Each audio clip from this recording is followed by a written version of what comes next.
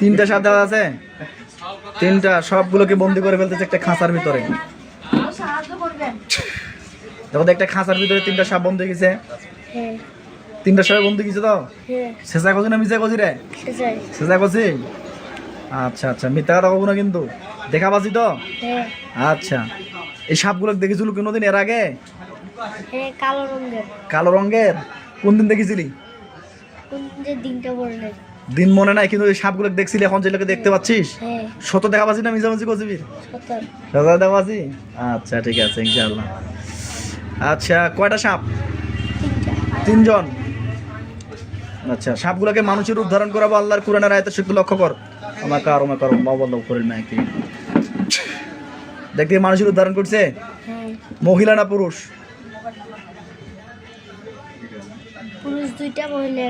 দুইটা পুরুষ একটা মহিলা।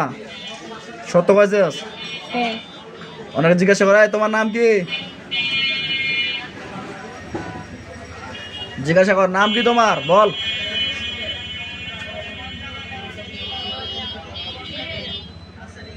কি নাম কয়েছে?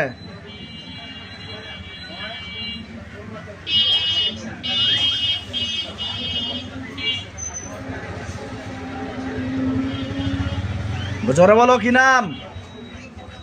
তুই নাম বল, তুই কক, জোরে কক, কি নাম তোমার? কি কয়েছে?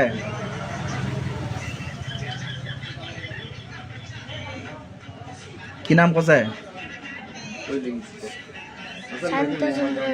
হ্যাঁ, শান্তচন্দ্র রায়, হিন্দু জিন্দি। আচ্ছা আচ্ছা, ওনাকে বলো যে তোমরা তোমরা আমার পিছনে কতদিন থেকে আছো?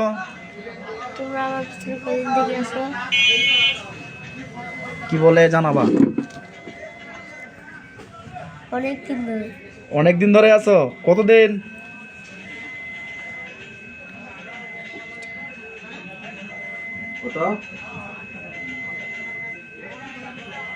বলো কতদিন ধরে আছো, বলো কতদিন ধরে আছো। কি বলে? 1 মাস। 1 মাস। আচ্ছা আচ্ছা, 1 মাস থেকে আছো তাই তো? কেন আছো আমার পিছনে, কেন আসছো? এই গান বন্ধ কর।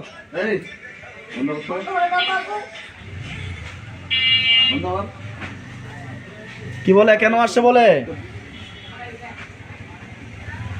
আমাকে নাকি আরবি লাইনে পড়াতে দিবে না। কি করতে দিবে না?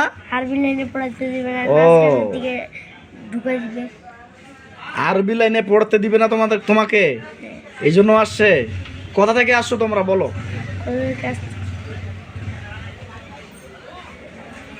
কোথা থেকে আসছো, কোন জায়গা থেকে বলো?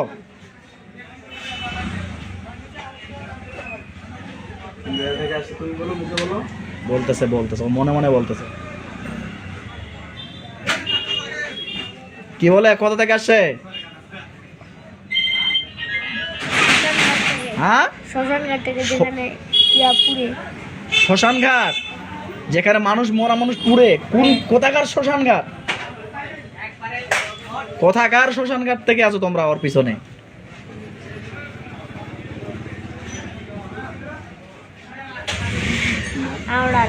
হ্যাঁ, তো ওনা যায় নাই, তার তোরা খুঁজতে গেলেন? আমি গেছিলাম একদিন বেড়াইতে। সেদিন ভাই শুক্রবারে। আম্মু শুক্রবারে গেছিলে? তো তুমি শ্মশান ঘাটে ওই দিকে গেছিলে কেন? রাস্তাটা দিকে দেখেছিলাম। হ্যাঁ, রাস্তাটা দিকে দেখেছিলাম। রাস্তাটার দিকে। আচ্ছা, তাহলে তোমরা হিন্দু জিন শ্মশান ঘাট থেকে আসছো তাই তো? বুঝতে পারছি। তো তোমরা 1 মাস আগে থেকে আছো, তো শ্মশান ঘাটে কতদিন আগে গেছিল? শ্মশান ঘাটে কতদিন গেছিলে? যখন জনতা যাই বা কোথাও দাদি বাড়ি যায়, তখন তো ওই পাশে তাকাই। ওই পাশে তাকালে ভয় লাগে? হ্যাঁ, ওই জায়গায় তাকালে ভয় লাগে। আমরা নাকি ওই পাশে গেছে, যাওয়ার পর তো গুলো দেখি যায়। ওই শ্মশান ঘাটটা দেখেছি, ভয় লাগিছে। তাহলে তোমরা ওখান থেকে আসো? আচ্ছা, তাহলে তোমার মেন সমস্যা তোমরা এই ছেলেটাকে মাদ্রাসায় পড়তে দিবা না। এটাই তোমাদের উদ্দেশ্য। তো এখন তোমরা কি চাচ্ছ? তোমরা কি চলে যাবা সারা জীবনের জন্য রোগীর কাছ থেকে? চলে যাবা কি না? এই দোনিয়া না এদের কইছে না, এদের আগে একে আমি নাচ গানের ভিতরে ঢুকাবো, একে আগে আমি নাচ গানের ভিতরে ঢুকাবো। বলছে নাচ গানের প্রতি ঢুকাবে, তারপরে তুমি এখান থেকে চলে যাবা, এই কথা বলতেছে। মানে শয়তানের খেলা হচ্ছে শয়তানি, বুঝলেন নাই? এই না গেলে এখন তো তোমাদের শাস্তি হবে। এখন তাহলে তোমরা কি করবা বলো? নাহলে এখন তো পুরো ছাই করে দিব আল্লাহর কোরআনের আয়াতের শক্তিতে। কি করবা বলো? তোমরা কি চলে যেতে চাও নাকি থাকতে চাও? বলতে পারো। থাকবো। থাকবা? যতদিন না আমি এই ছেলেটাকে নষ্ট করতে ততদিন থাকবো। আচ্ছা, তুমি মিথ্যা কথা বলতেছো নাকি? হ্যাঁ, ওরা যা কয়তো সত্য বলতেছস তো? নালে কিন্তু ক্ষতি, তোর কিন্তু সমস্যা হবে। মিথ্যা কথা কবি না। হ্যাঁ, যা বলবে তাই বলবি। আচ্ছা আচ্ছা, দেখো ভাইয়া, আমাদের হুজুর হাজির হবে সাদা পোশাক পরে। হ্যাঁ, সাদা পোশাক পরে হুজুর হাজির হবে 10 জন।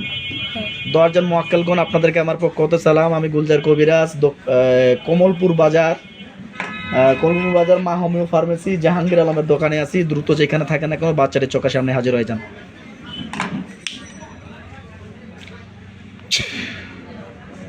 দেখো সাদা পোশাক পরে 10 জন হুজুর হাজির হয়েছে। সত্য বলতেছো? সালাম দাও। আসসালামু আলাইকুম ওয়া রাহমাতুল্লাহ। সালাম নিছে? হ্যাঁ, সত্য বলতেছো তো? আচ্ছা, আলহামদুলিল্লাহ। হুজুরকে জিজ্ঞাসা করো, হুজুর কেমন আছেন? হুজুর কেমন আছেন?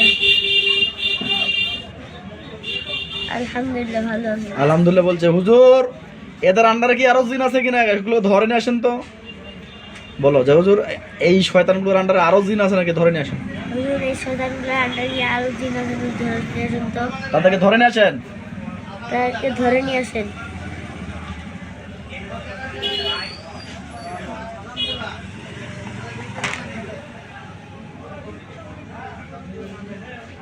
আনছে। কয়জন আনছে? 7 জন। আরো 7 জন? আগের কয়জন ছিল? আগের আসলে 3 জন। আর এখন 7 জন। 7 3 10 জন হয়েছে টোটাল। 10 জন। আচ্ছা ঠিক আছে। আর কেউ আছে নাকি জিজ্ঞাসা করো হুজুরদেরকে। আর কেউ আছে? হুজুর আর কেউ আছে? না। আর কেউ নাই? আচ্ছা আলহামদুলিল্লাহ। হুজুর বাচ্চারা শরীরের ভিতর কোনো কিছু বান কুফরি জাদুটনা করছে? হুজুর আমার পিছনে কোনো প্রকার জাদুটনা বান কুফরি কিছু করা হয়েছে কিনা? হুজুর আমার পিছনে কোনো কি জাদু করা হয়েছে? না। নাই, শুধু জিনগুলো ডিস্টার্ব করতো। কালকে বাচ্চাটিকে লুকিয়ে রাখছিল কে? এরা লুকিয়ে রাখছিল নাকি ছেলেটা ইচ্ছাকৃতভাবে লুকিয়েছিল? একটু জানান তো।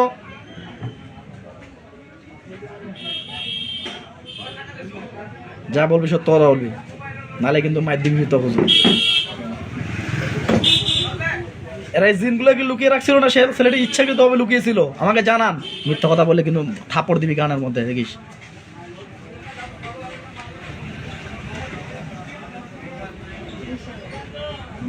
কি কয়?